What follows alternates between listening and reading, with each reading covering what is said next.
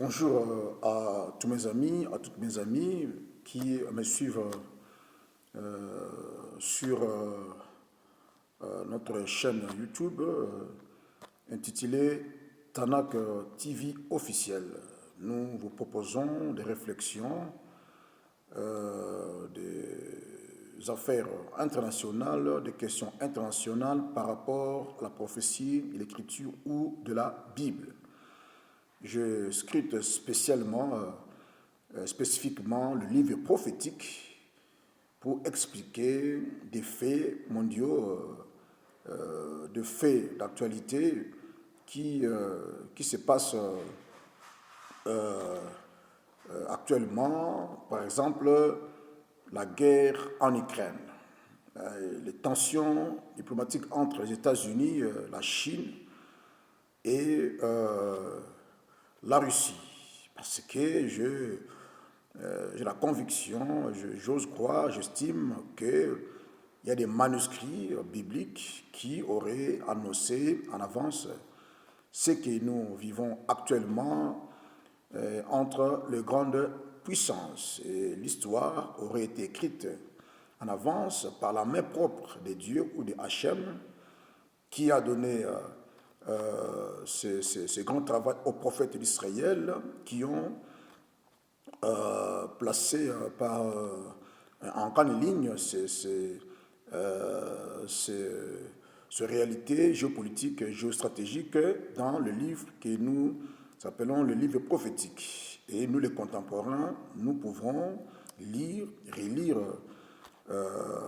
l'actualité internationale à partir de livres prophétiques et comprendre le sens, l'évolution des choses jusqu'à la fin de l'histoire de l'humanité, et s'en suivra ce que j'appelle le dernier véritable nouvel ordre mondial qui sera, selon ce que je nommais, la Pax Israeliano-Autrement. Donc ce sera un ordre épris de paix durable, de paix perpétuelle entre les nations. Mon nom, c'est déjà connu, les professeurs Guy Bakouri, Kiboulou, Grand Moutou, Mounene. J'ai aussi le ministère apostolique, donc je suis serviteur de Dieu. Et je parle spécialement sur la prophétie de l'Écriture. Je reviens sur la guerre en Ukraine. J'avais eu à partager, à échanger avec des rabbins, des théologiens, des scatologues, d'autres personnes qui sont aussi des érudits de la prophétie de l'Écriture sur la guerre en Ukraine. Ils me disaient c'est la troisième guerre mondiale. Ce qu'ils disaient. Et les Juifs me disaient c'est bientôt la grande tribulation et le retour du Messie.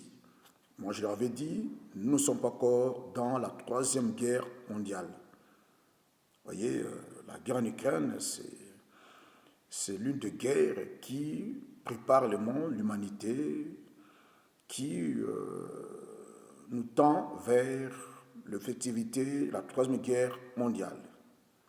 Et j'avais dit aux rabbins juifs, ce n'est pas encore la grande tribulation, ce n'est pas encore le retour du Messie. Vous voyez, et on a parié, ils auraient dû me dire que Christ reviendrait au mois de novembre, si je ne me trompe pas, et que la guerre en Ukraine allait entraîner la grande tribulation en Israël et Christ reviendrait. Donc, nous sommes aujourd'hui en 2023, bientôt le mois de mai, donc il n'y a pas eu la grande tribulation en Israël et Jérusalem. Le peuple juif n'a pas été persécuté comme cela est écrit, et nous ne sommes pas allés vers une troisième guerre mondiale. Je disais aux rabbins juifs, la prophétie de l'Écriture, la Bible telle qu'elle est là, elle rencontre en grande ligne la réalité géopolitique internationale. Vous voyez, quand est-ce que la désolation sera visible en Israël. Dans la théologie chrétienne, que j'appelle comme ça le Nouveau Testament, il y a un signe qui a été annoncé dans Luc 22. Quand est-ce que Jérusalem, Israël, sera près de sa désolation? Donc la Seconde Guerre mondiale, la grande tribulation, la dernière Shoah du peuple juif.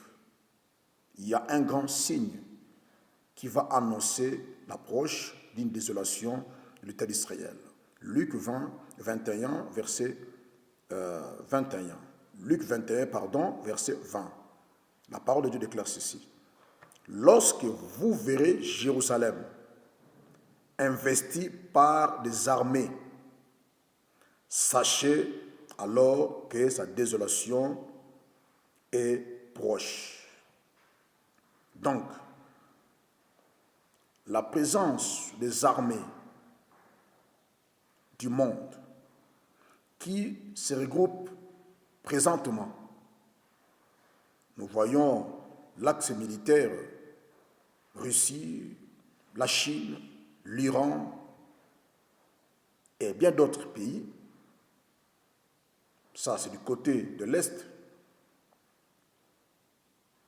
Et le commentaire biblique déclare que Dieu, quand il parlait aux prophètes de l'Ancien Temps, c'était par rapport à la géographie ancienne liée à l'État d'Israël. Donc, il y avait l'Est et il y avait l'Ouest ou le Nord.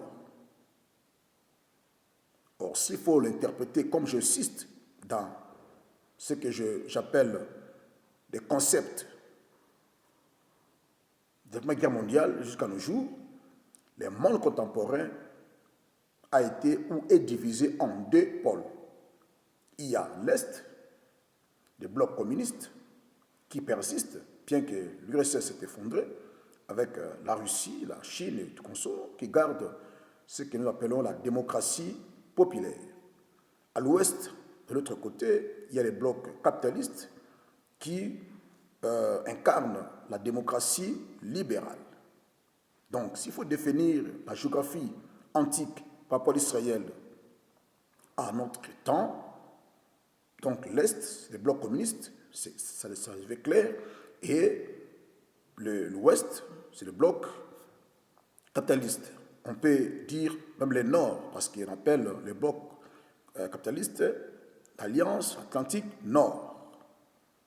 Et quand on parle des rois du Nord, ça devient maintenant l'assemblage de grandes puissances mondiales, les plus puissants par rapport aux pays du Sud. Je reviens.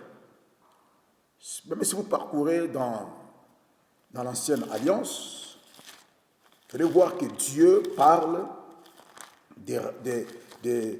d'amener les armées du monde en Israël. Donc c'est la même chose.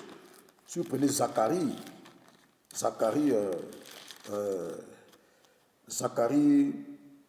14, verset 2, la parole déclare ceci. Je rassemblerai toutes les nations pour qu'elles attaquent Jérusalem. Ainsi de suite. Vous voyez? Donc, c'est la présence militaire des armées du monde. C'est le signe qui approche, atteste la désolation de l'État d'Israël. Je peux encore prendre encore notre prophète qui en avait annoncé que Dieu va déverser les armées du monde contre l'État d'Israël pour pouvoir amener la fin de l'histoire. Donc là, j'ai fui. Vous voyez, si on prend même Michée, vous voyez, si nous prenons Michée 4, verset 11, Michée dit ceci.